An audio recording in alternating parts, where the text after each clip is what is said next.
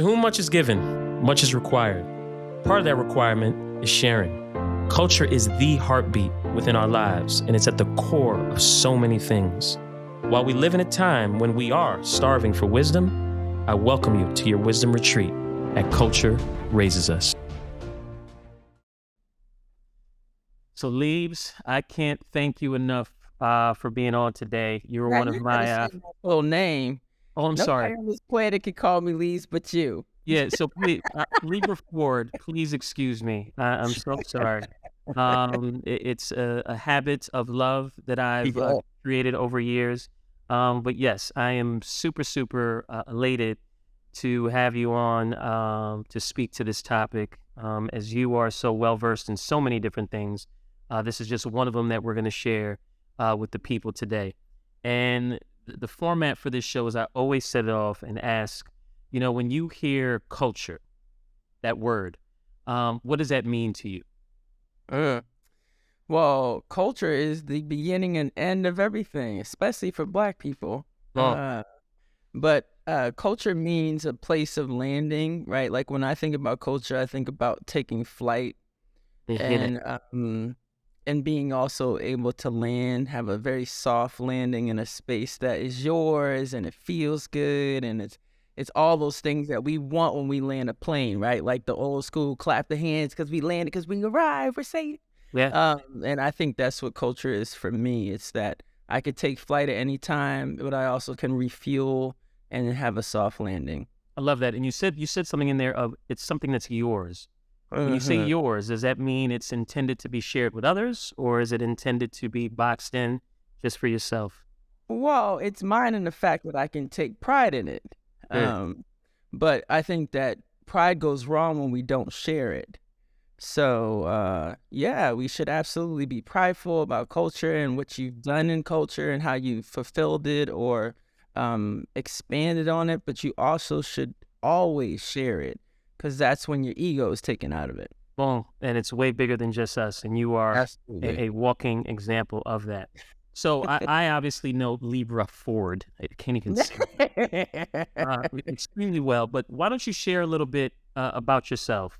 Where you're from, all the things you've done, even your aspirations of working for NASA when we were younger, which still, I will never forget that, because, again, the way I view you is someone who literally can say and do anything. Like, you literally put words into the universe and you do so many different things. So go ahead and give them a little bit of a background on yourself, though.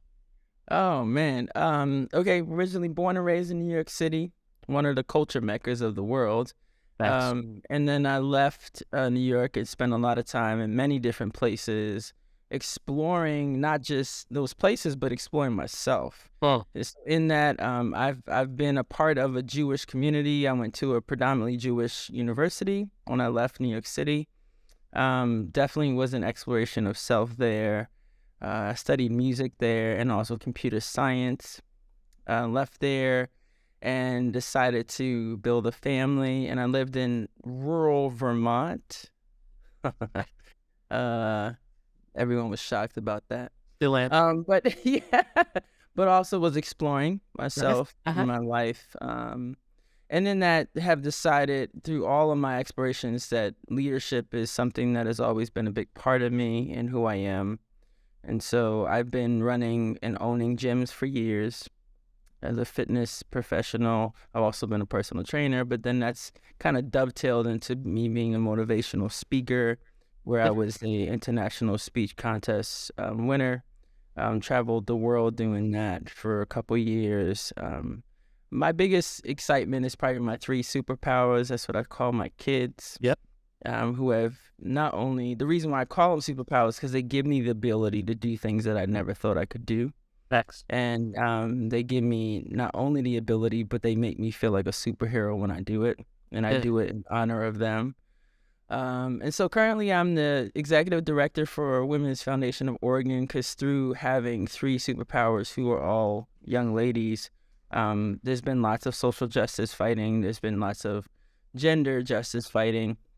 So for a long time, I, focused on the Black community as a leader, and then recently was hired as the executive director for Women's Foundation of Oregon, where we focus on sexism, genderism, and all things related to not having people feel like their full selves. And Right.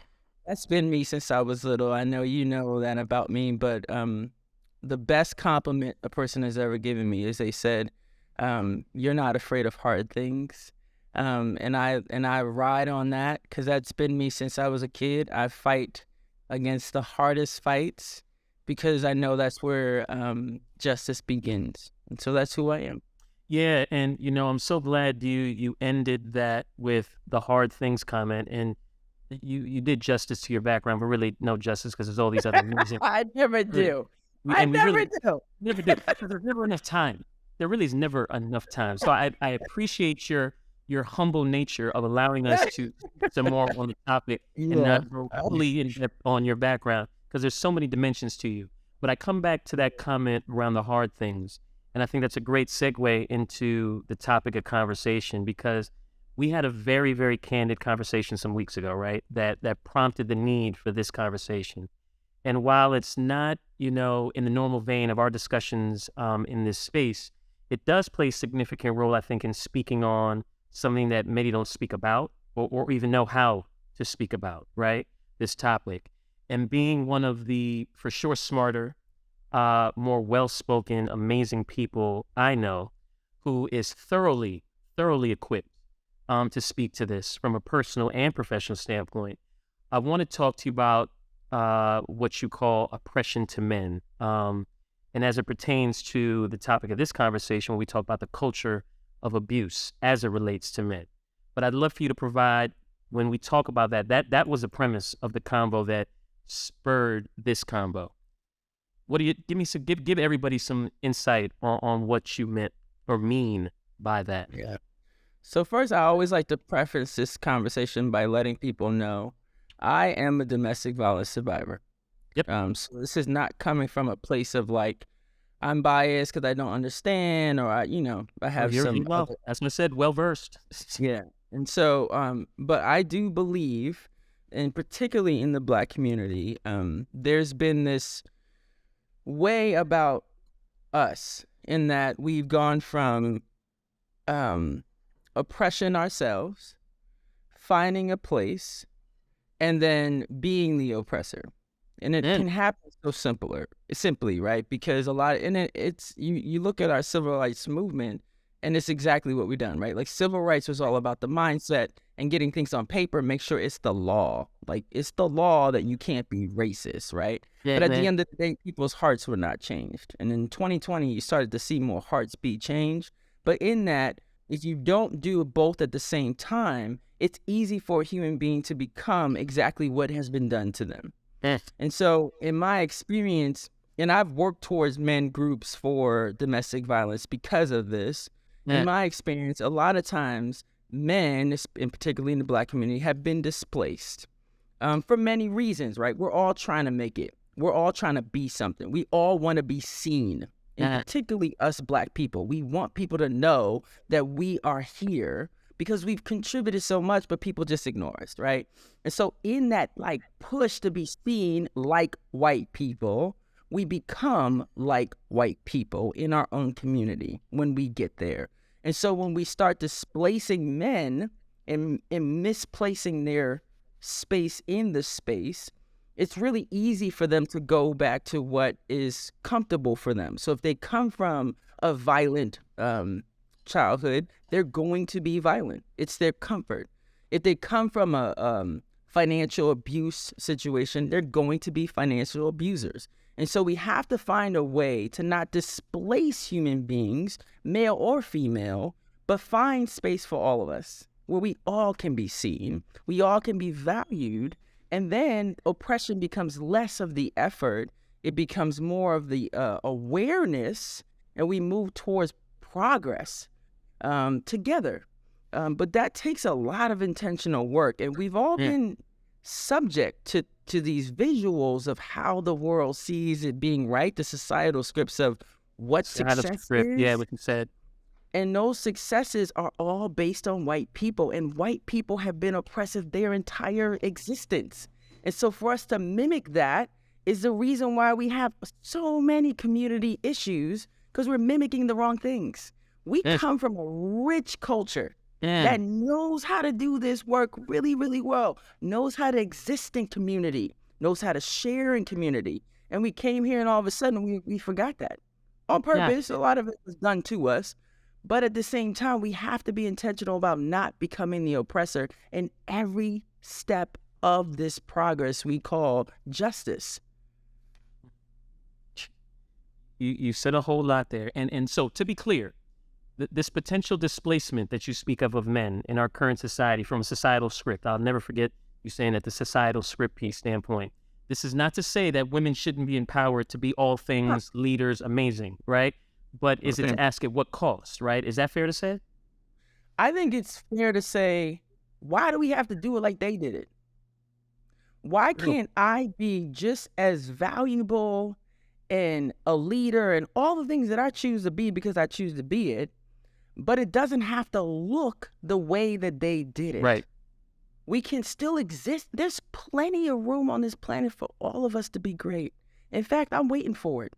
I'm waiting for it. Because if we were all great, I think some of the issues that we have would not be here. Yeah, but we're so fighting. Yeah, I agree with that sentiment 1,000%. And I always tell people in conversations that I think as a society in general, we're mediocre at best. Mediocre at best. And we have so much unlocking of greatness that needs to happen so that we can get to that space of greatness, kind of what you're alluding to. And, you also talk about women becoming positioned without consciousness and how that will displace males. Can you give color to kind of this form from a personal, and professional standpoint once again, because you've also mentioned that you are a byproduct of domestic violence, and this played a key role within that. Yeah. So I say positioning without consciousness is one of the main causes of oppression, right? So if in my experience, I was a military spouse, right? And so, and during the war, and so most of my marriage, he was somewhere else doing the thing called combat, and I was in the home growing the family. We decided to grow that family together, right? But the situation positioned him away from the family and positioned me in the center of the family, right? And unconsciously, I took over that entire place, right? From a good place. Absolutely. Combat, first of all, don't know if you're coming back, right? That's the reality. Don't know if you're coming back. So trying to build this hard set world of a family, human beings that can grow and thrive, and I took that over because I can. And so then when that positioning changes, right? So person comes back, and now I'm still centered in the position because that was what happened. How do I make space for that person so they don't feel like they're misplaced? And how do I consciously do that with the person so that I'm not in my own zone of thinking I'm doing all the right things and unconsciously displacing them? And that's why I say positioning without consciousness is a dangerous thing. And whether it's in your business, so as a human being, woman, male, whatever, you walk into a business and you position yourself and you didn't consider or be conscious about the entire environment or the entire culture of that place, you're going to cause a lot of harm. So how do you position consciously where you're not causing harm, more harm, because we already know so many people have already been through so much, and you're being helpful, and you're moving towards progress in a way that we all can move together, and no one feels left behind, and no one feels displaced? How do we do that? So after going through your own situation, what would be kind of your recommendation on how to start, like you said, the proper communication and the creation of this space that can deal with these circumstances? Because Yeah, I mean, that's about because culture. The big thing about culture is that there's disciplines, there's behaviors, there's values. There are components that make this invisible thing a thing, a major thing. And so as you talk about this scenario, I'm sure there's these principles and these things that I'm sure you'd recommend to say, hey, I wish I would have done this or known this my first time. yep. Well, for me, the first thing is always I can still be my full self and still see everyone else's full self. It doesn't have to be one or the other. Correct. And I think a lot of times in very difficult emotional situations, we choose one. We either choose to be all of ourselves completely, no matter what you're bringing, or we choose to see you completely and then I diminish myself, right? And Then, there has to be a balance between the two where we both can be seen. In then, an intimate relationship, I think the first step is you have to find a partner that can have those deep conversations with you and go there and be like, then. yo, I feel like you are taking up too much space. And the other person has to be able to receive that and it works through the plan. How many people are willing to do that? I don't know. For me personally, as a single woman, man, I don't meet a lot of dudes that's willing to go there, right? Like, I Right. want to go there. I want to be your safe landing place. I want you to feel whole. I want to see you completely, right? Because I've been through this.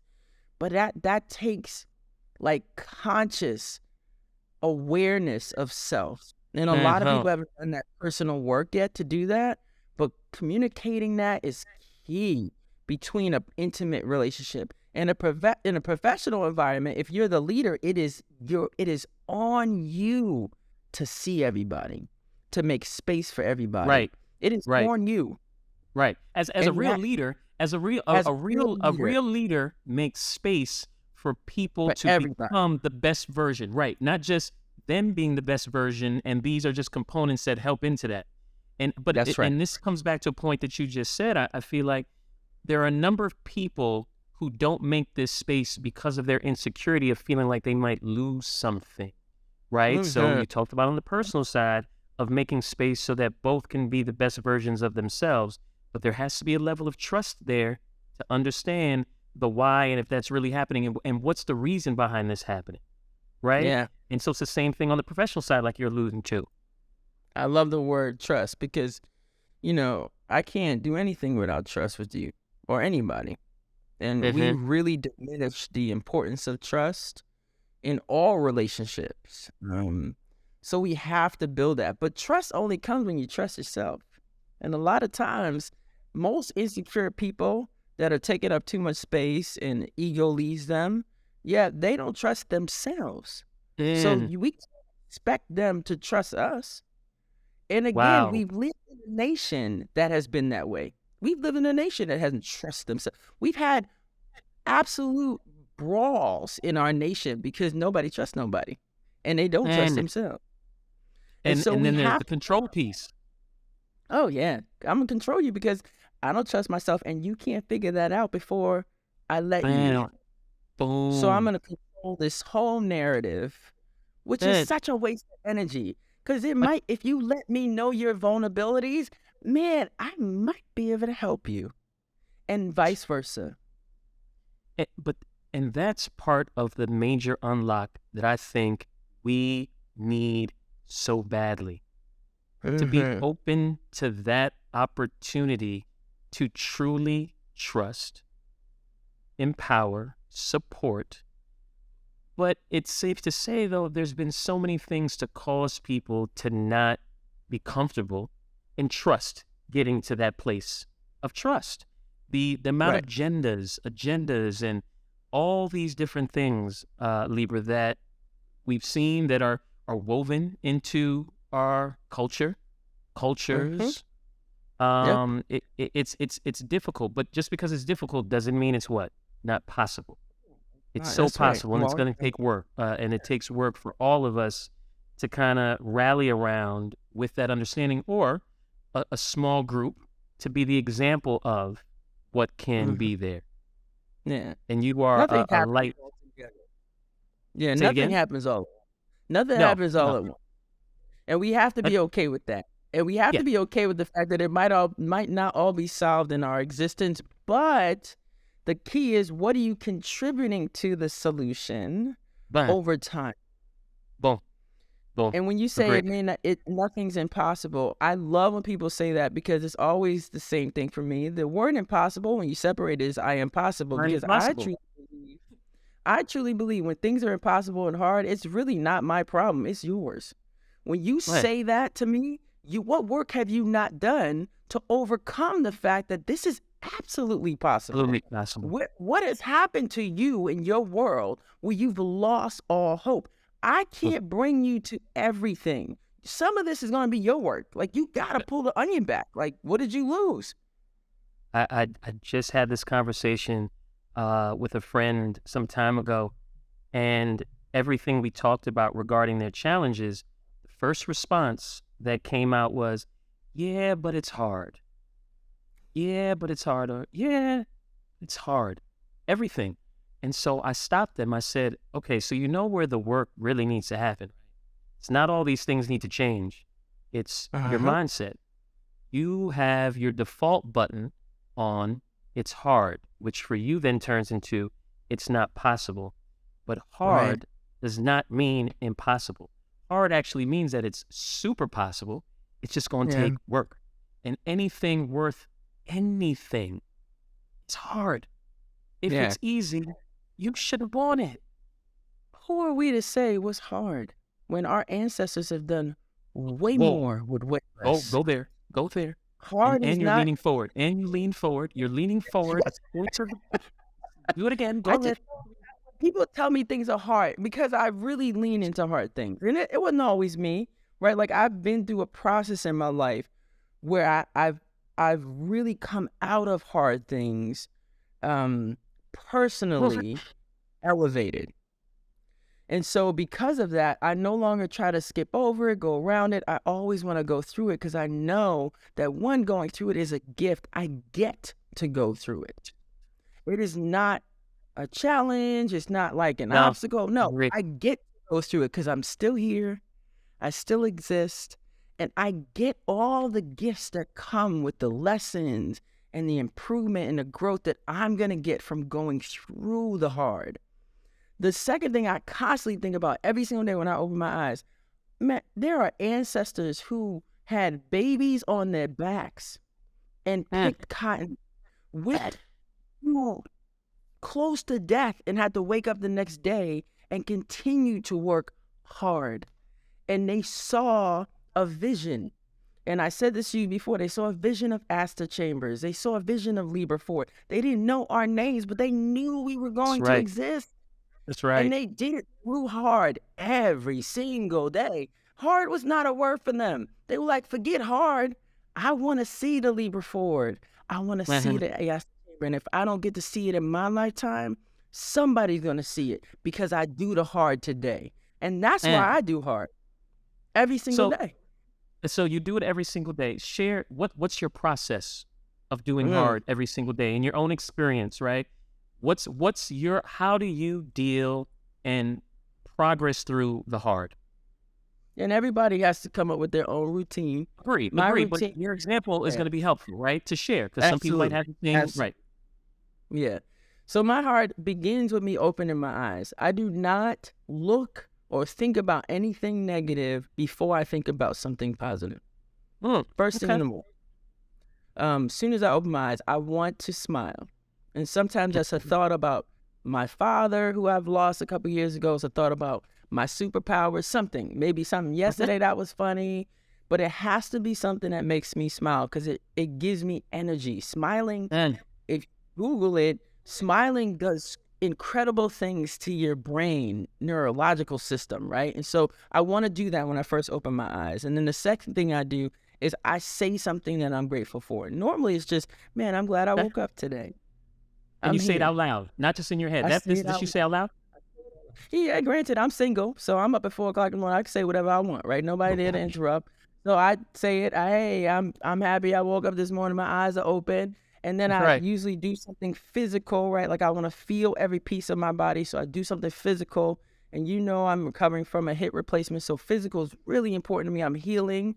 So I do something that every piece of my body, I feel it opening and wakening up. And then once I put my feet on the floor for the first time, man, I say a prayer and I just say, thank you for allowing me to be grounded again to do this work. And then I start looking at my calendar and be like, okay, what we got today? What we doing? What we doing? I love that. And I mentally start to think through how I'm going to get that done. Of course, I work out after that. So then, like the mental and the physical start to make a connection with the working out. Working out is my spiritual connection. Yep. It's like my daily church. And so that's important to me. And then once I start my day, I'm locked in. Yeah. But when my day ends, I'm locked into those things that fulfill my heart, my kids, my family. I'm like the other stuff, that scheduled stuff, the transactional stuff, then takes a clear back seat. And I'm locked into my family. I cook dinner for them, and I'm grateful for that. We sit down. They always got something quirky going on. I got teenagers in the house, so, always something.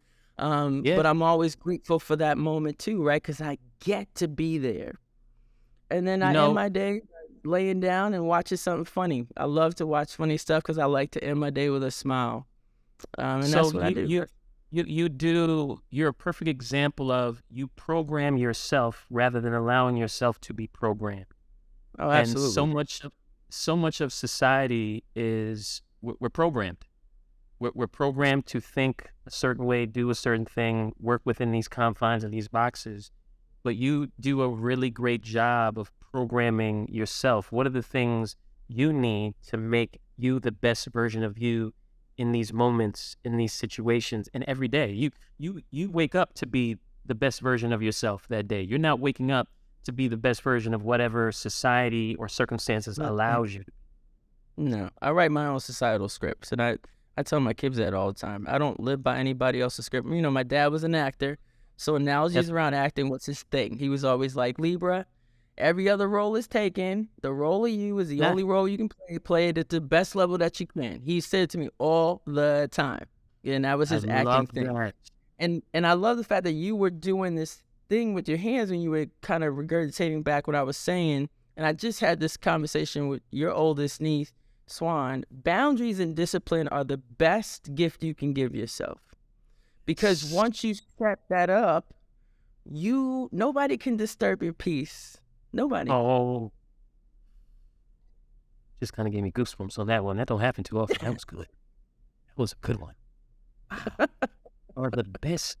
Boundaries and discipline are the best gifts to give yourself.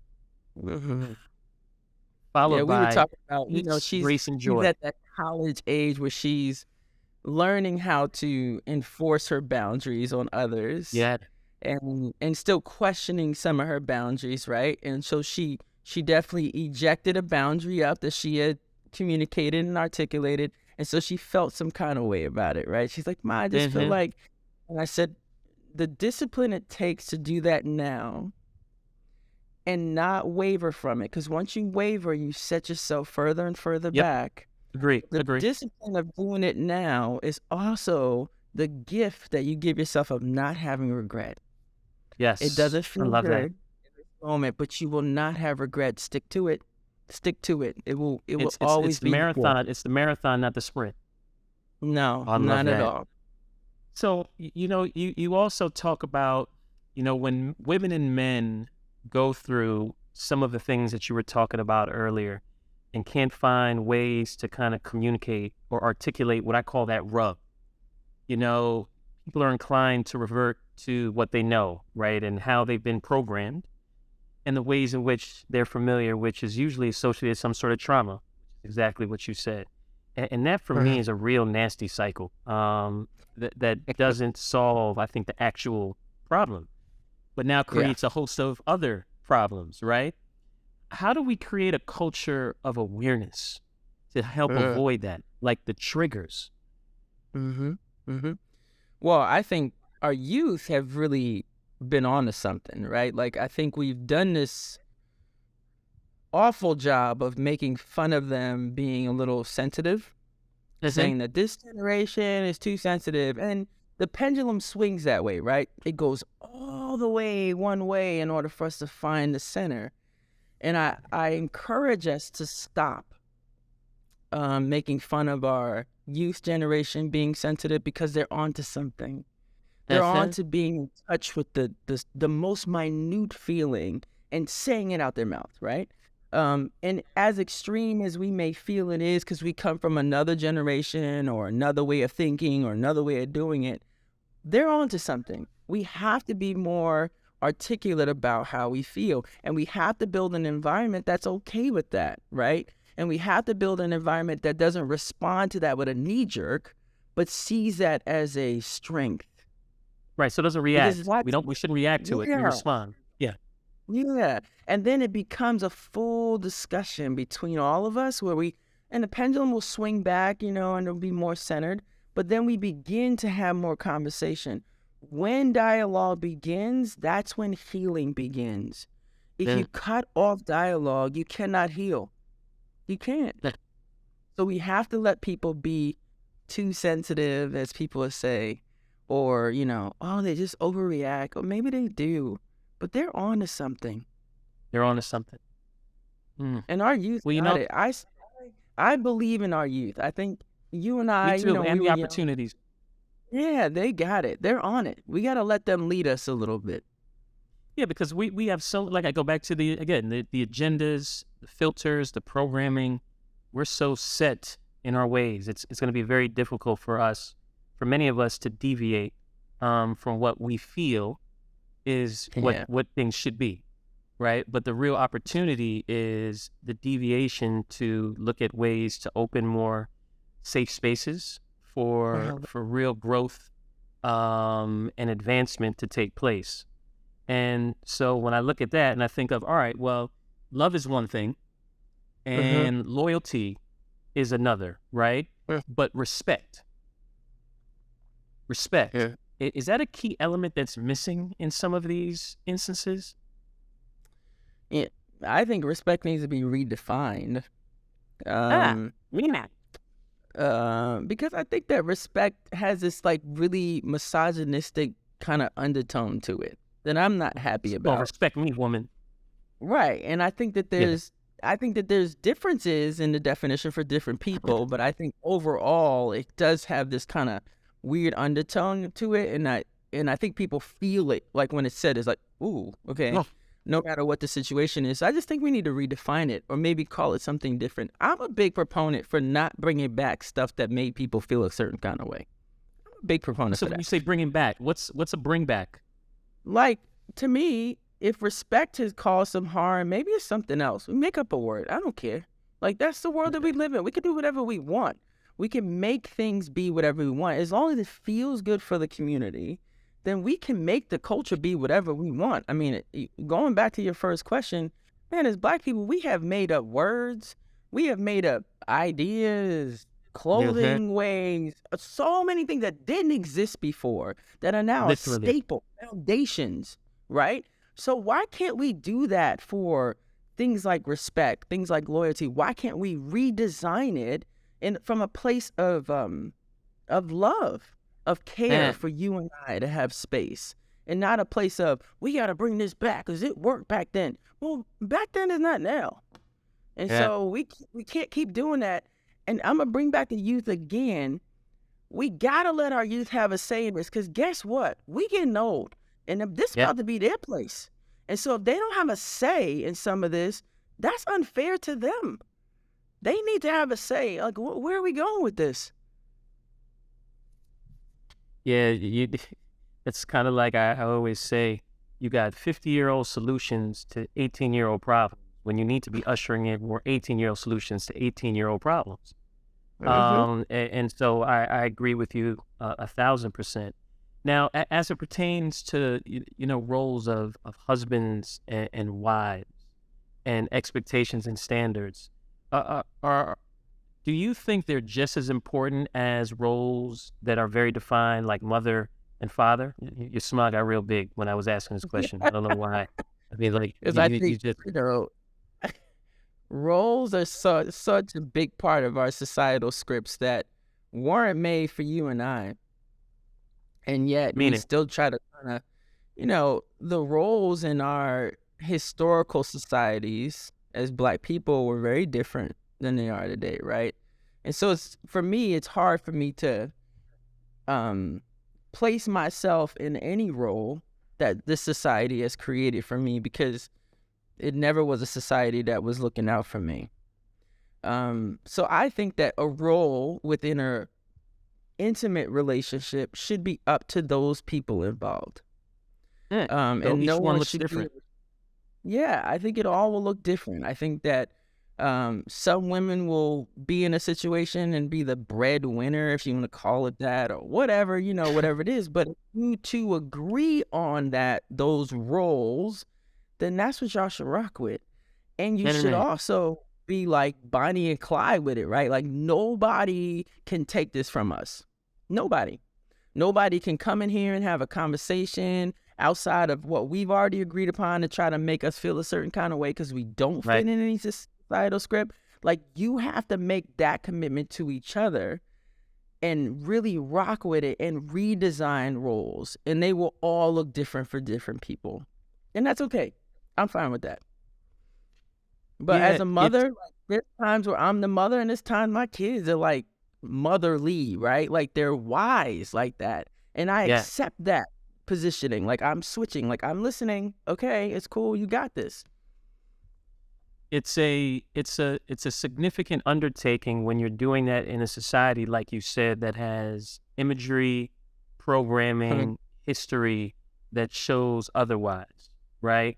It shows, it's almost the puppeteer mentality. It's showing you what it is. And you said it, they want us to be.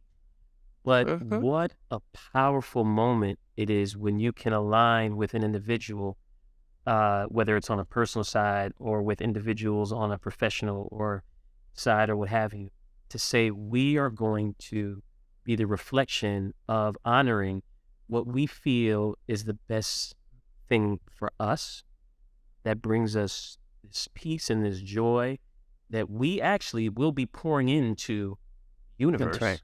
So it's not just going to stop here, but we are just going to lock into what makes us different and special and support that, even if it goes against the norm of the programming of how some stranger or some other person wants us to be, which in itself is hilarious. But it truly is a powerful moment when that mindset can shift to embracing that. Yeah, and I mean, it also becomes your purpose, right? Because you're thinking from the purest place in your heart with another human being, and then you find your purpose. You find a real balance in it, and you get rooted in it. And to me, that's where joy comes in, and happiness, and all these things that people really want, because you're not doing anything but what you're supposed to be doing, right?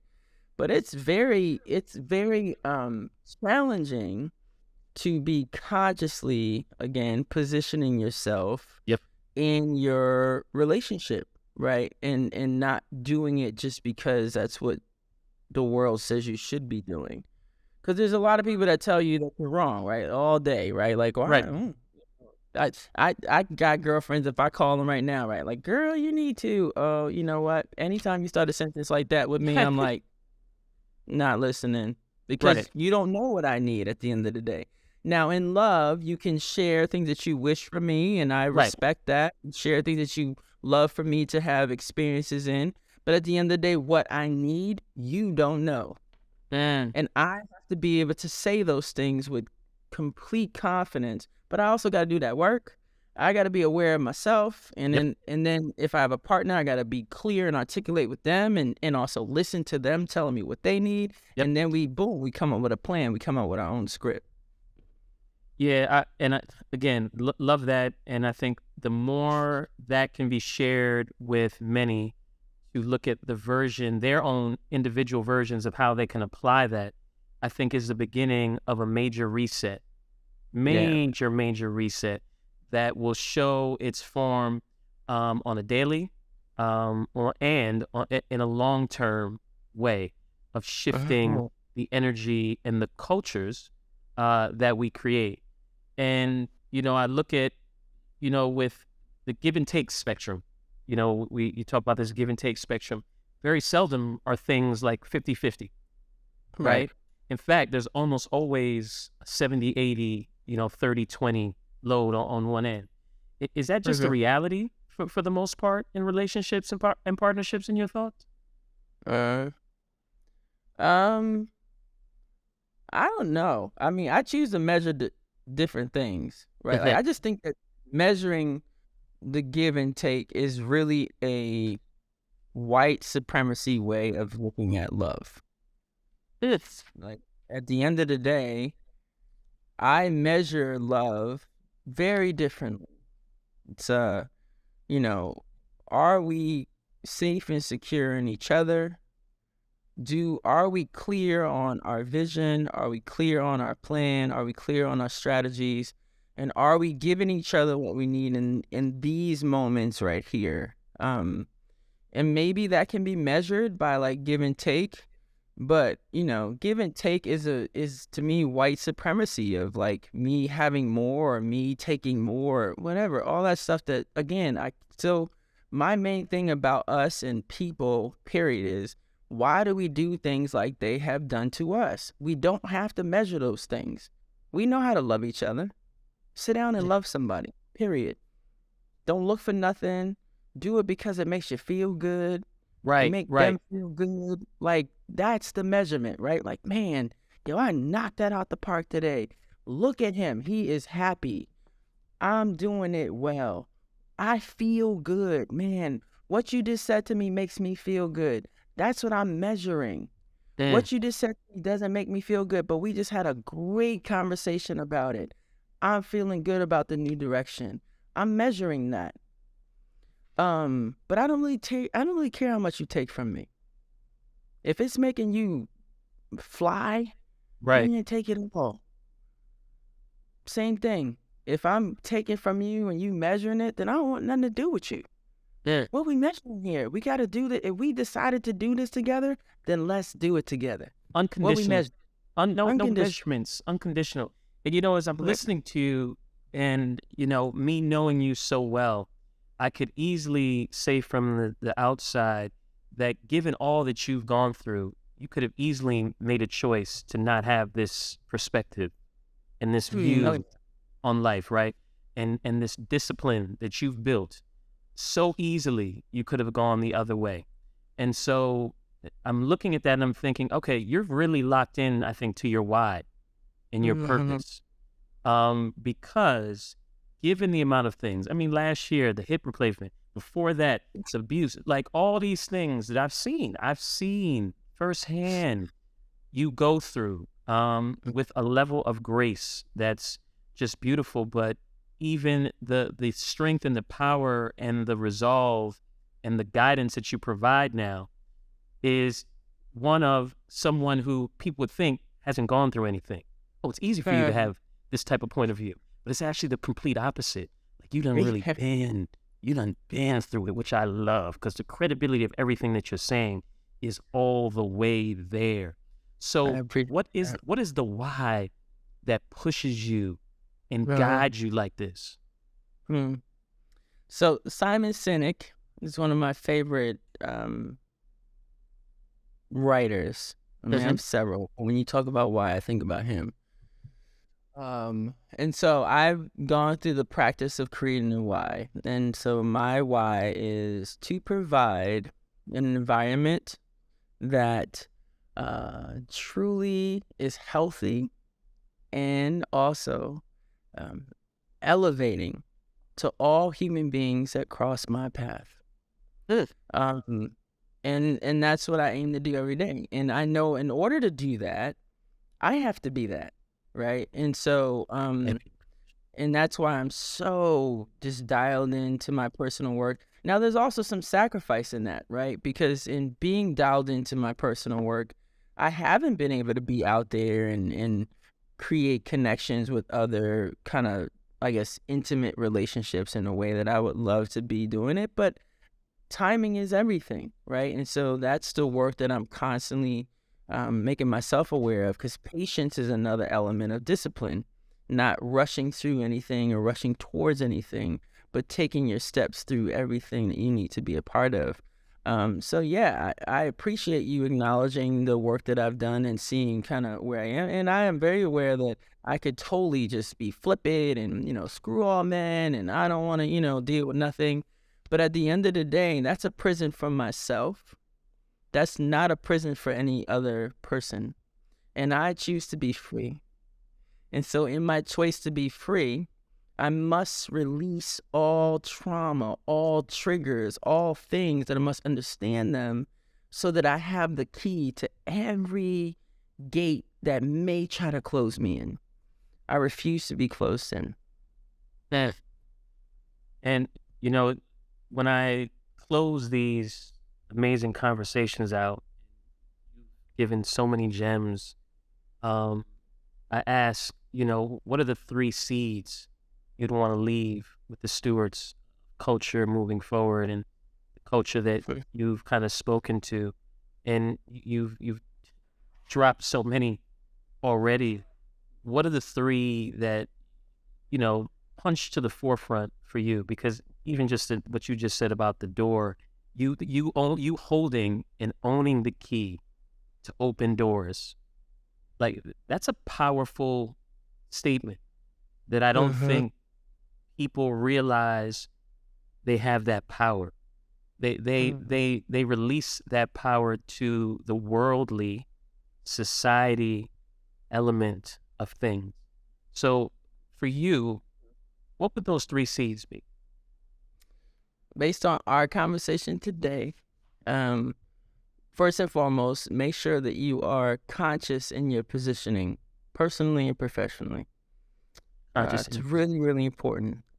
2, make sure you're writing your own script and you're not following any societal script that has been written by many people who don't care about you. You need to write your own script.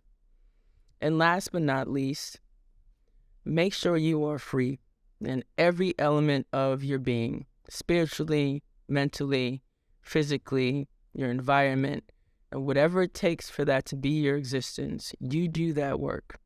And those are my 3. Libra, thanking you is not enough. I've applauded you your entire life.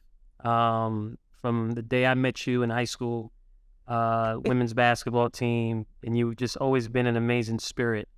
And it's crazy for me to say that as amazing of a spirit as you were then, your spirit continued to evolve into additional levels of greatness. And today is yet another example that validates everything I know and love about you. And I want to say thank you for being who you are, although that's not enough.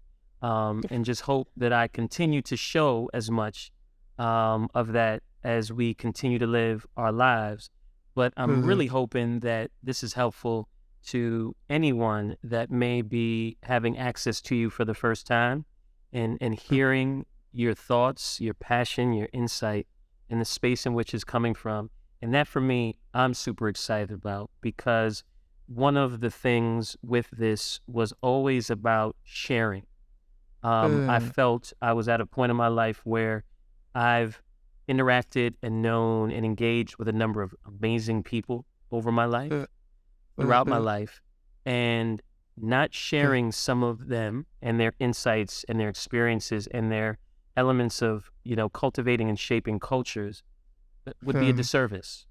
So this and you are a reflection of the work that needs to be done in sharing. And I just hope this touches, if not one, many others to unlock their greatness and hold on to them keys that they have to open these doors. Well, thank you for bringing me in. And as I say to every human that I love, I am because you are. So thank you. Love you, kid. Love you too.